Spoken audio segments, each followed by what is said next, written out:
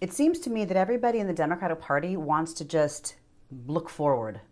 They want to move forward past this election and not look backwards at what went wrong. And I fundamentally disagree with that.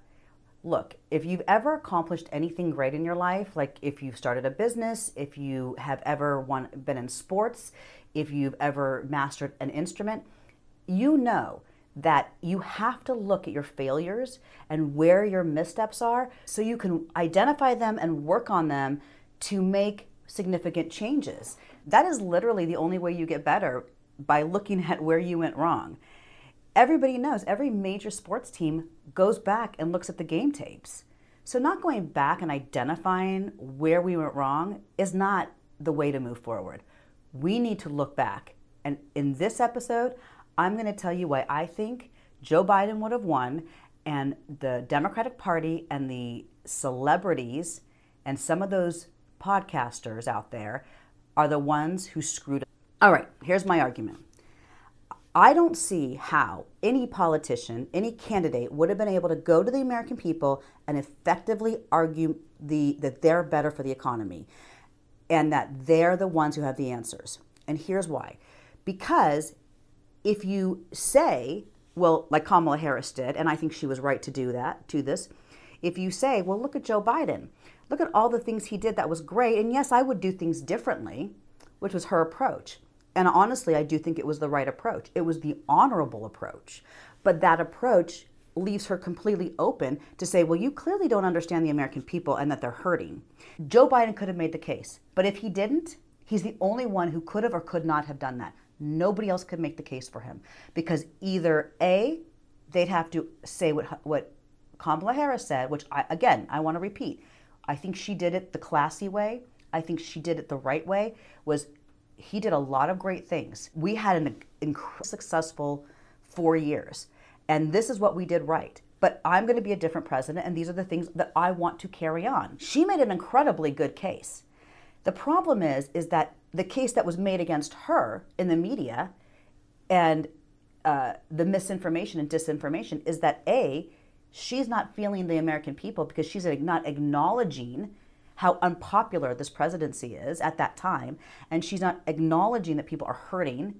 So her only acknowledgement, the only other way that she could go is to shit all over Joe Biden and their accomplishments.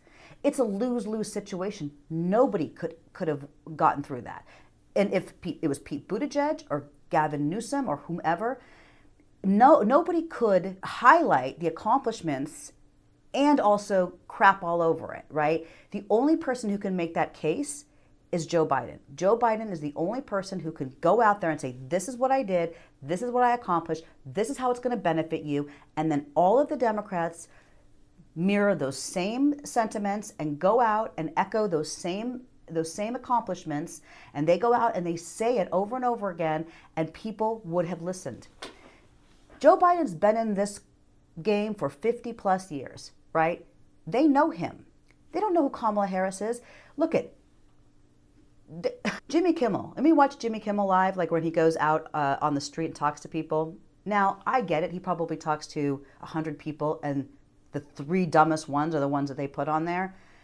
But the fact that on Monday they asked people, like, do you think Martin Luther King should have shown up to Donald Trump's inauguration?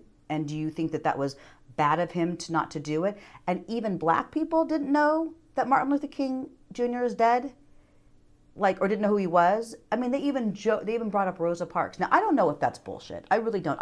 I've asked people. They said no, it's real. They really find those people. So you don't swap out a man who people have known for 50 years. They recognize his name. They've known Trump for decades too, because he's been around for, in the entertainment business since the 90s, right? These people don't know that Martin Luther King Jr. is dead. Joe Biden is a recognizable name. Anybody you swapped him out with is not going to be recognizable. He is a blue-collar, plain-speaking man who just says it like it is. He curses. He's like, F that. What a jerk. What an ass. People like that. They like Trump. That's why they like Trump. That's why they think he's a strong man. They think Joe Biden is a strong man. They like that. To me, it made sense to get behind Joe Biden.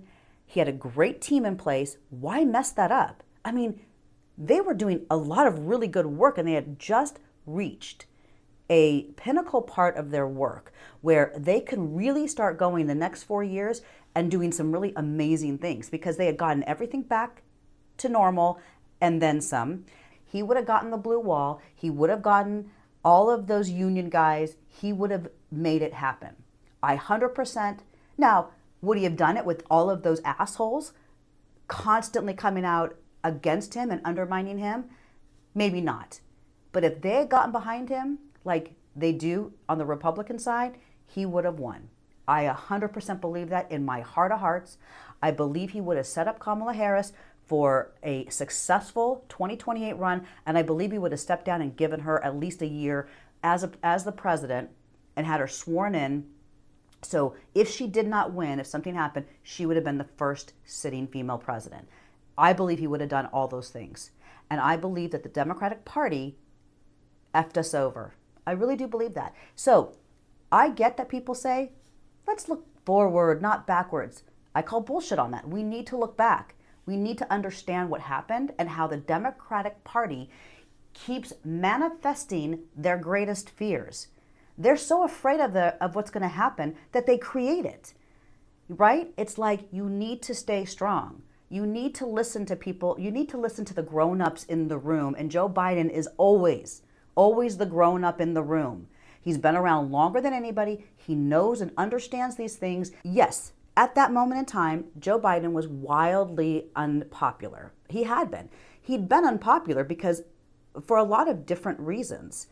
Partly because the bullshit liberal media was on him like white on rice. I mean, they did not let up. They were relentless, as they are always when it comes to Democrats. Republicans can do no wrong. Republicans get reprieve for every bad behavior. But a Democrat does anything, they are completely just bastardized. You know what I mean? They're just completely treated differently. The other thing is that Democrats don't know how to stand up to the media. They go on legacy media channels and they let them manipulate them. Like Meet the Press, like Kristen Walker, she asks people, so do you feel that you owe the American people an apology for not letting them know about Joe Biden and his condition? What kind of bullshit question is that? There was no condition. Joe Biden had a bad night. I mean, I saw it like everybody else. It was horrifying. To set up an interview, like assuming, you're basically already assuming that Joe Biden had dementia or was failing health. You're setting the stage to make that person that you're interviewing a liar. So the only person who can truly answer that question is Joe Biden. Joe Biden is the only person who can say, I am fine, I am well, I am healthy. Look, I had a bad night. It was terrible. I was sick. I had COVID. I was jet lagged, whatever. If the Democratic Party took lead from leaders like Gavin Newsom, AOC, and Pete Buttigieg, they never wavered on Joe Biden. Pod Save America threw Joe Biden under the bus in 2 seconds. Obama threw Joe Biden under the bus in 2 seconds, simply by not saying anything. Nancy Pelosi, Chuck Schumer, Hakeem Jeffrey, not saying anything is saying something. Your silence said it all. The second thing is Joe Biden's record. Joe Biden is the most consequential president we've ever seen. He's done more for this country in 4 years than Roosevelt did in 12. And Roosevelt was the most consequential president we've ever had. Franklin Roosevelt did more for this country than any other president until Joe Biden. I want to say it here, loud and proud. I am so proud. I'm so proud of what Joe Biden and Kamala Harris did. I'm so proud of what that administration did. I'm so proud of the way that she ran that campaign. She was a class act the whole way, never turned her back on Joe. She stood up for the American people because it wasn't her decision to make. And when Joe made his decision, which was forced on him, in my opinion, when he made his decision, she stood up. She did the right thing. Nobody would have been able to penetrate the misinformation and disinformation campaigns that have been going on for 50 years. The only reason Joe Biden could do it is because he's been around for 50 years. Everybody knows him. They know Joe. Everybody knows Joe. So he's the only one who could have combated that. get out there, man of the people, plain speaking, cursing, rumbling, tough guy who gave America prosper and hope and saved our democracy for a little bit more time. And hopefully he put enough things in place that it'll hold. But now, like he said, it's up to us. It's up to us. It's up to you and me, man. And like I keep saying, it's a ground game, people. Nobody's coming to save us. Joe is gone. Kamala's gone. There's nobody coming to save us. The Democratic Party is in shambles. They need to get their shit together, but we need to remember they work for us. They work for us. We need to set them on track and tell them where they need to go, and that means collectively. So we as a people need to figure it out. We need to figure out what we did wrong, how we move forward, and how we unify. And I just think that that's going to come from the people. And we need to stop relying on our politicians to have all the answers. They clearly don't have the answers. They clearly don't know what they're doing. And we need to stop turning on each other. And, if you're a celebrity, don't write an article to the Washington Post or the New York Times or wherever the F you wrote it. Don't be an asshole. That's all I got to say there. So thanks for watching. I hope, let's start a conversation. I'd love to see what you guys think. I wonder if I made my case. Did I make my case? I don't know. Let me know. Thanks for watching. You guys have a good night.